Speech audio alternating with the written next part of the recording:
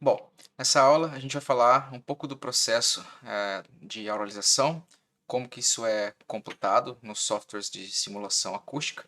E esse processo de auralização é o que permite a gente, depois de fazer a simulação e obter o reflectograma, então gerar respostas ao impulso biauriculares, que vão ser uma resposta ao impulso para a orelha direita e outra para a orelha esquerda.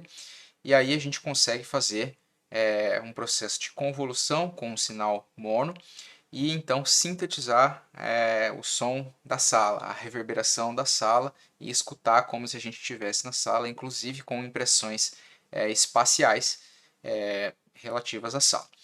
Eu não vou entrar nos detalhes da operação da convolução em si, isso a gente tem no curso de processamento digital de sinais, e eu vou tentar me lembrar de linkar essa aula de convolução com um exemplo computacional dado na aula de processamento de sinais na descrição do vídeo.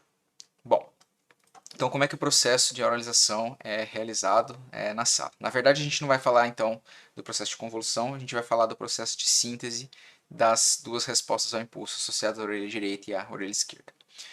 Então, a gente viu que os métodos de acústica geométrica, eles nos permitem aí gerar os reflectogramas, né? Cada reflectograma associado a um par ali, fonte-receptor dentro da sala. E esse reflectograma que está aqui na esquerda, ele fornece aí uma relação entre a energia dos impulsos aqui que chegam no meu receptor em função do tempo. Então aqui a gente não tem a informação de fase tão necessária para a síntese sonora dentro da sala. Tá? Então esse reflectograma ele não é uma resposta ao impulso, ele é um reflectograma, ele é energia por tempo. Tá? Para chegar do reflectograma dessa primeira coluna aqui na resposta ao impulso, eu só coloquei uma aqui, mas na verdade a gente vai ter duas, uma associada à orelha direita e outra associada à orelha esquerda.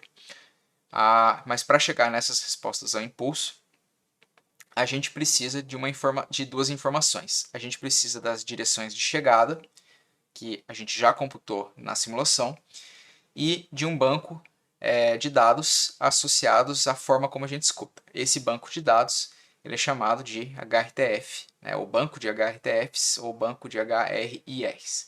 HRTF é uma sigla para Head Related Transfer Function e HRIR é uma sigla para Head Related Impulse Response.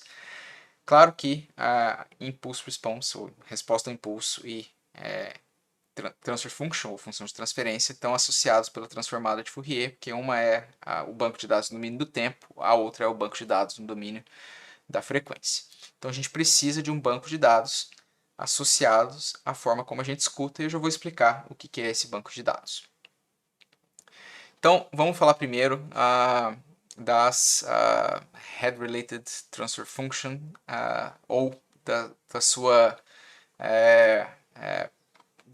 acho que explicar primeiro nos gráficos aqui a Head Related Impulse Response, que é a mesma coisa da HRTF, só que no domínio do tempo. Tá?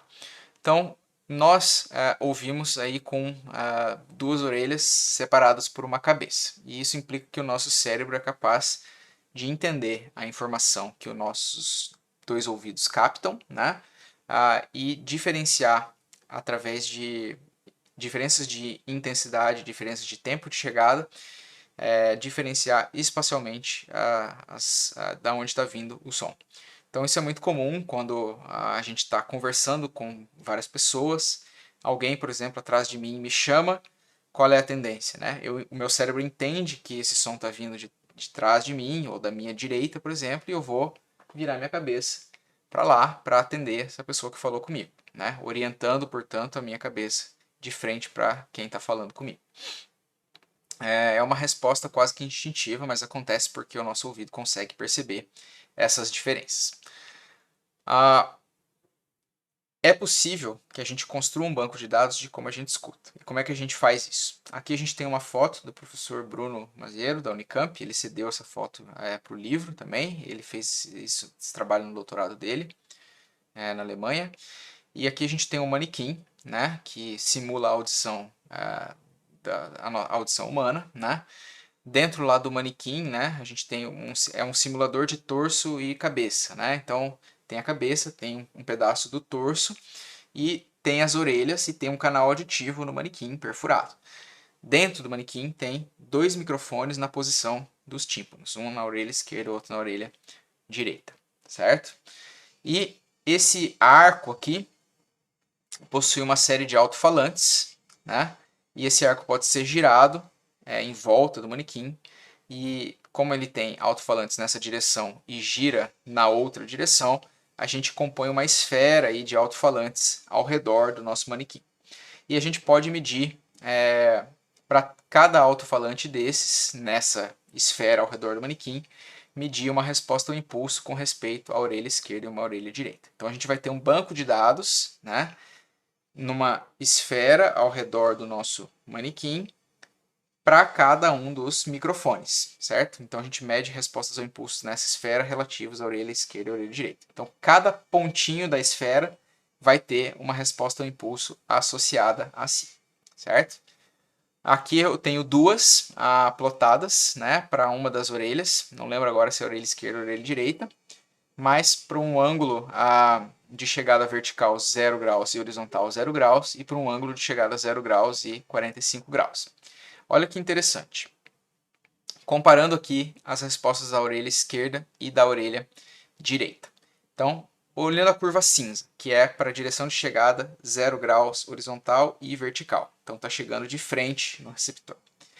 Dá para notar que as curvas cinzas, elas, em primeiro lugar, não são iguais, certo? No entanto, elas não são tão diferentes assim.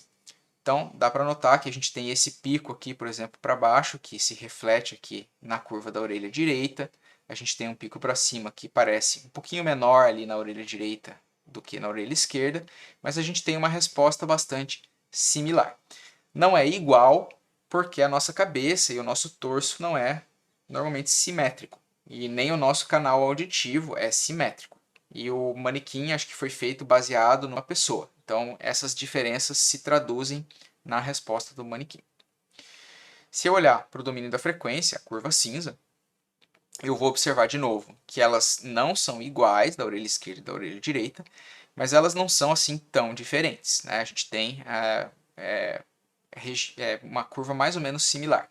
E dá para notar também que aqui nessa região aqui do 1500 até 3000 Hz a gente tem uma amplificação, quer dizer, a amplitude da minha FRF é maior do que 0 dB, né, nas duas orelhas. E isso tem a ver com o fato de que o nosso canal auditivo tem ressonâncias nessa região de frequência que faz com que a gente tenha uma audição mais sensível nessa região de frequência, certo? Então isso é traduzido também ali na versão no domínio da frequência dessas curvas. Agora, se eu olhar para a curva preta, eu vou perceber o seguinte, né? Eu tenho aqui uma fonte a 0 graus na vertical, mas essa fonte está à minha direita, aqui a 45 graus. E dá para perceber duas coisas interessantes. A primeira coisa é que a resposta ao impulso da orelha direita ela tem maior amplitude do que a da orelha esquerda.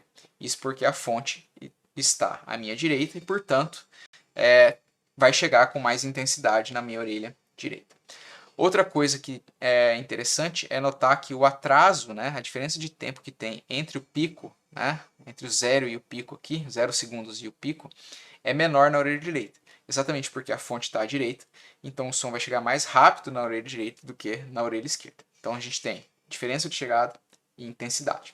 E quando a gente olha para o domínio da frequência, a mesma coisa a gente observa no domínio da frequência, né? A gente tem maior amplitude na orelha direita, porque a gente tem mais intensidade, né?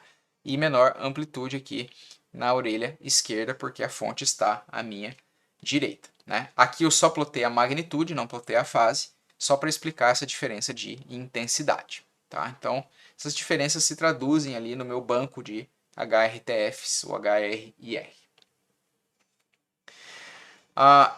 Então a gente tem essas FRFs aí para cada pontinho da esfera. Eu só mostrei uma comparação entre dois, né? Mas para cada ponto da esfera ao redor da nossa cabeça a gente vai ter duas HRTFs diferentes.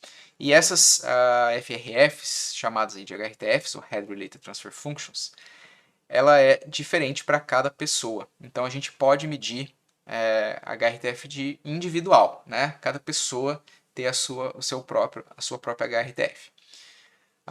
E, como eu falei, a gente não tem só duas associadas à orelha esquerda e orelha direita, mas a gente tem para cada ponto na esfera, a gente vai ter um conjunto de duas. Né? Então, se a gente tiver 3.000 pontos na esfera, a gente vai ter 3.000 vezes 2, que são 6.000 HRTFs, por exemplo. Pensa só, medir todo mundo é muito difícil, né? Porque você precisa de um experimento em que você tem que ficar parado lá, medindo por um tempo, leva tempo para medir isso.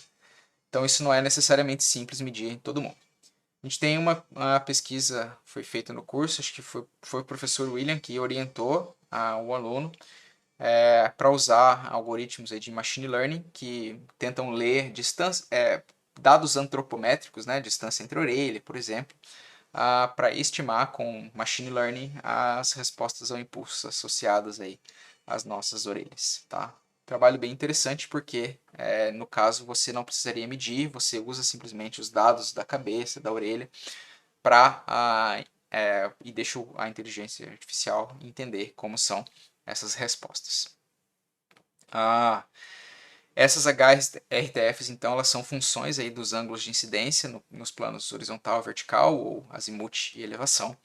E ao se medir várias HRTFs, a gente tem, portanto, um banco de dados dessas funções para usar em combinação com o reflectograma e sintetizar a resposta biauricular. Então, no software, né, nós vamos orientar o receptor com respeito, por exemplo, à fonte sonora, ou com respeito a alguma orientação que a gente queira na sala. Cada raio traçado aí vai atingir o ouvinte com um determinado ângulo, a gente já explicou isso em aulas passadas. Então a gente vai gravar tanto o reflectograma, a energia pelo tempo, né? Então o tempo de chegada de cada raio e a energia, e as direções de chegadas para cada uma dessas chegadas aqui, tá?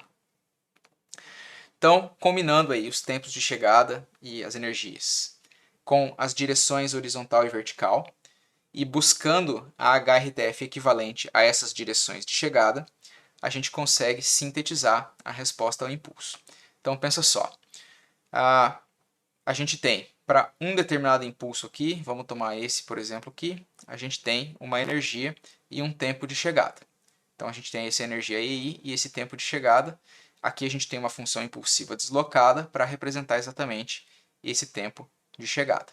Se a gente convoluir essa energia e esse tempo de chegada com a resposta da HRTF equivalente, então a gente sabe a direção com que chegou esse raio, a gente busca no banco de dados de HRTF ou de HRR, né, essas respostas ao impulso associadas à orelha esquerda e associadas à orelha direita. Então eu só escrevi a da esquerda aqui, mas eu teria a da direita também. Então eu busco com respeito a essa direção de chegada, né, essa resposta ao impulso, e faço a convolução da energia da energia deste impulso com a minha HRR equivalente àquela direção de chegada. Faço isso para a orelha esquerda, faço isso para a orelha direita.